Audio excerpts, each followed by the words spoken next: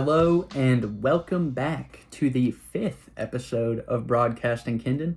I'm your host, Kendon Reed, here to give you your comedy dose and insights on my life. So let's get into it. This episode is a bit all over the place. I just had a few stories that I thought were funny that I would love to share. I would say two of these are some of the most embarrassing moments that I've had. And they may not seem like that to you guys, but every time I think about them, I cringe. And, cringe is sinful nowadays. So I would also like to address the elephant in the room. I recorded the 4th episode of Broadcasting Kendon right before I'm recording this one. I just changed my shirt so maybe I could fool you guys. But now that I'm telling you, you're in on it. So I guess we share a secret, you and I. Look at us. We're getting closer. I trust you like my brother or sister. So let's get right into it. I'll preface this because maybe this is my hook, line, and sinker right here, okay? I touched my teacher on her breasts. You might be thinking to yourself, Kendon, what the hell? I would not blame you for that reaction, but let me explain. It's not exactly that straightforward. It's just kind of a funny thing that I get to say. During my senior year of high school, they rolled out this mental health thing that you would do in between second and third period. You'd go to a different classroom with some people who had, I think it was around similar last names. I was with the R's, Reed, you know how it is. A teacher in there would give you a little presentation. If you're feeling sad, don't do that because you're needed in this world. And could have been done a lot better. My teacher actually did a solid job, but I heard some other experiences in Tiger Time where some coaches just didn't care and they just let the kids be on their phones the whole time. Kind of defeats the purpose, but I'm not here to get on coaches for not doing their jobs. This was a winter session of Tiger Time, I believe in January. And it was kind of a special one. We didn't have a TED Talk about depression that day. Every classroom doing Tiger Time was supposed to dress their teacher up as a snowman. It'd be kind of a challenge to see who does it best, and everything. And so a lot of people had toilet paper. They gave us buttons, a little top hat. Maybe there was some pipes. Anyways, you were supposed to dress your teacher up as a snowman. I believe it's important to preface for this that my teacher was a woman. Lovely lady, by the way. I really enjoyed her. But we began dressing her up as a snowman. She kind of did a T-pose while we wrapped. So, we wrapped her arms and wrapped her body in toilet paper. We had, a nose on her. We gave her a hat and everything. And I was holding the buttons for this snowman. And eventually it kind of dawned on me, oh, these buttons have to go on her. And I didn't know the next procedure, to be honest with you. And so eventually, here she is wrapped up in a snowman, and I go in front of her and I'm like, Miss Blank, I have the buttons. And she immediately knew what that meant, and I'll never forget what she said after that. Again, wrapped up in toilet paper, she closes her eyes and goes, do what you must. And I was just like, oh my gosh, I feel so bad. Button, 3 buttons. And no, I was not making it weird. To me, it was kind of hilarious. I hope to her she got a good chuckle out of it. But we made her look like a great snowman. She looked great. We didn't win, so my sacrifice was for nothing. But I laugh about that, and you should too, because that's kind of the point of me telling you this. So, in a roundabout way, I did what I did. Call it whatever you want, man. I got the job done. My teacher was a snowman, so joke's on you. You didn't get to put buttons on your teacher, now did you? The second story took place in my youth on vacation. me and my family used to love going to Alabama, the beaches of Alabama, Gulf Shores specifically. And we were out and we wanted to go on a dolphin cruise. And we were with some family friends on this vacation. We were about to go on a dolphin cruise, so we were on the dock. There was a big crowd, and our parents naturally were like, "Oh, we're out in the sun. We're about to go on a boat. Let's get some sunscreen on these kids." We start putting sunscreen on. I'm lathering. This was my Christmas story moment of I didn't say fudge. I don't know how this got misconstrued in my mind, but I began to tell the children around me, I smell like it was the P word for womanly parts. I was not a vulgar kid. My parents were not vulgar people. I didn't cuss. I felt bad if I ever did cuss. I didn't know what that word meant. I don't know why. I don't know what I was trying to say with I smell like but my father caught on to what I was saying, and boy did he yank me by the arm, and he took me off the dock back onto land and was like, "What did you just say? What did you say?" And I was like, He's like, "Rah." But I think quickly he understood, like, I didn't know what I was saying, and he told me, like, "That's a bad word. You cannot say that." And so, I was terrified. I was like, "Oh my gosh," like, oh. And so he took me to the bathroom because apparently I was like, "Dad, I have to go to the bathroom." I think I was just like so scared. The urge to poop almost came upon me, like, oh my gosh, that almost got me. But anyways, he did not explain to me what that word meant, but he just told me that is a very, very bad word, and I cannot say that. So, I don't know if our family friends heard that, like the adults. The kids definitely did, because, I told them that. I don't know if they understood the seriousness of the situation, but that is, I believe, one of the first times I'd ever said a bad word, and it was accidentally, because I didn't really understand. So, that's on me. My bad, Dad. I did not mean to say that in front of you, or anyone, for that matter. So we get on the dolphin cruise, and, my mom is made aware of the situation, and she's like, she can tell that I'm feeling bad, but I think she just told people I was like, boat sick, seasick. I was not. I just felt really, really bad and disgusting for saying a bad word. So, not my brightest moment as a star, but, you live and you learn. These last two stories take place in the same location, Whitewater.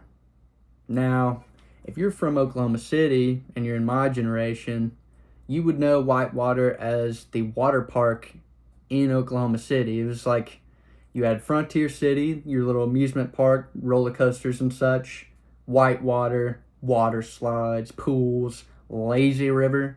You know how it go. I believe now it's been rebranded to Hurricane Harbor because Six Flags bought it or something, but I will never call it that. It's always been Whitewater.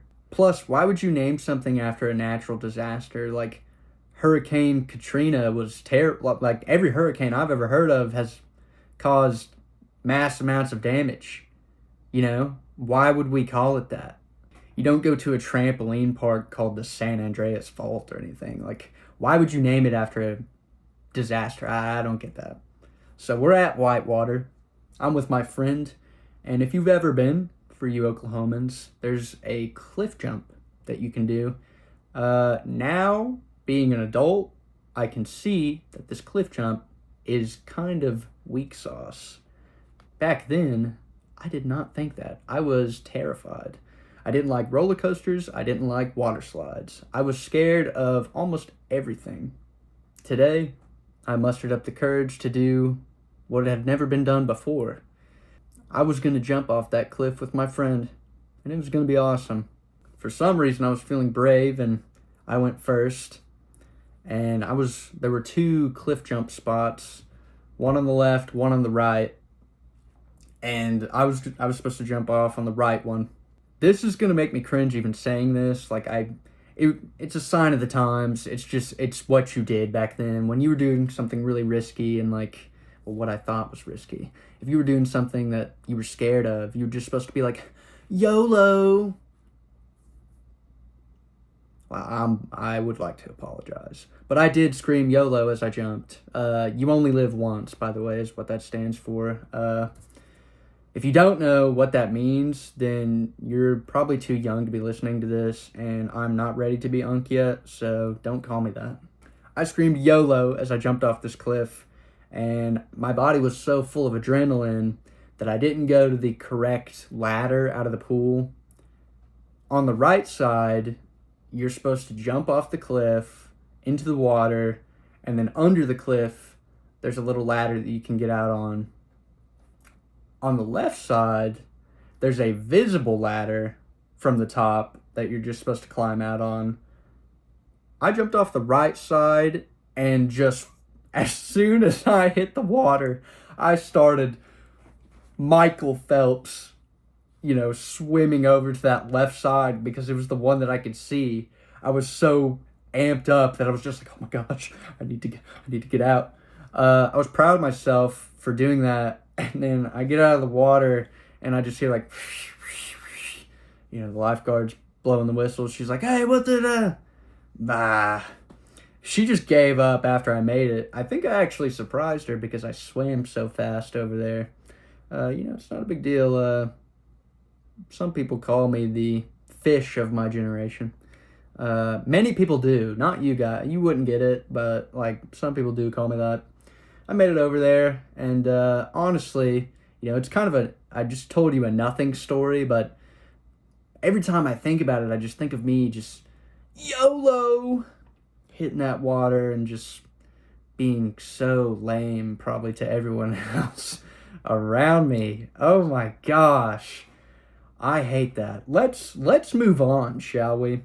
The second story I have of my time at Whitewater is a happenstance. This was kind of a stars aligning moment. I was with my older cousin, her friend, and I believe my little sister was with me as well. And then me. And if you've ever been to this Whitewater, you know that there's a large ride that you go down in a multiple person raft. It's called the Big Kahuna. And the line to get up there is, it's a giant staircase that you slowly move up to. There's always a line. It's honestly a waste of standing in line for 40 minutes to have 20 seconds of a slide. Did you guys just see me spit there, or was that just me? But anyways, we're in line, and we're at the very bottom of this ride. People, you can look up and see that there's, look over the rail and see that there's people over there. I was just minding my business. All of a sudden, a beer bottle falls down onto my foot from one of the higher rails up there. I think it was a Michelob Ultra, so shout out to you, whoever did that, but the beer bottle fell all the way down onto my foot. It must have not been too far up there because it didn't hurt too bad. It kind of skimmed, part of my foot, but the people around us were like, oh my gosh, what happened? And I will never forget this Good Samaritan. It was there was this black lady in front of us, bigger gal. She was not about to sit back and accept what just happened to me, and I appreciate that because, I wasn't an assertive child, and I'm still not an assertive adult. She took charge. She grabbed me by the hand and said, oh, baby, no, we're going up there. She grabbed me by the hand. My family follows me. She's stomping up these steps with me.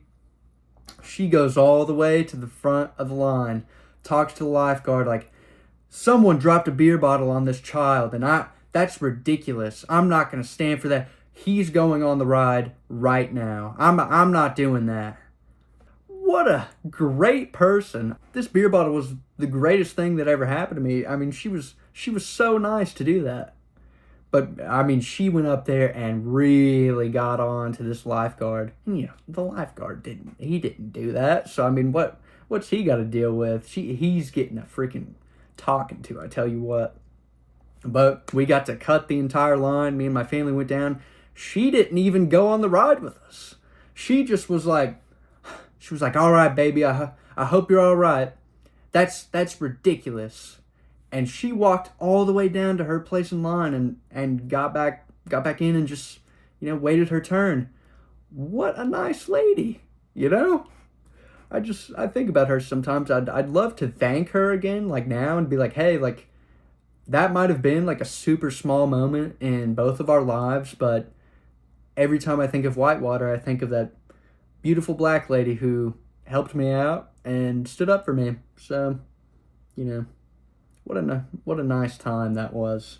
Sorry if this wasn't the most entertaining of episodes. Kind of scraping the bottom of the barrel here.